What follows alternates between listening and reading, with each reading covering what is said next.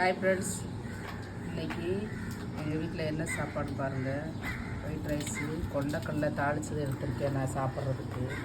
புளிக்குழம்பு, பொன்னாங்கண்ணி கீரை பருப்பு போட்டு வச்சது. அந்த கீரை எப்படி இருக்குன்னு பாருங்கள்.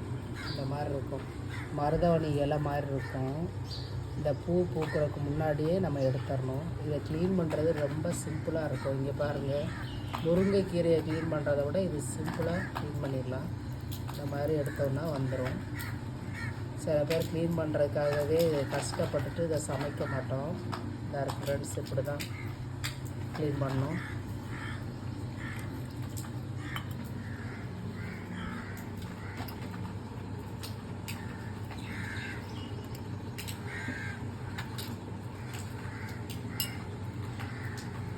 கீரை வச்சே விரைவி சாப்பிட்றலாம்.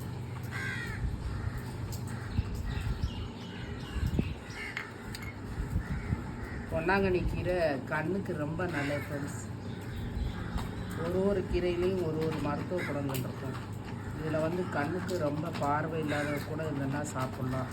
கண் பார்வையை நல்லா கூட்டி காட்டும்.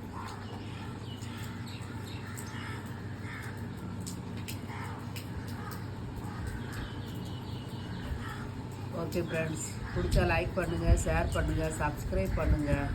சப்ஸ்கிரைபர் கம்மியாக இருக்காங்க. Thank you friends.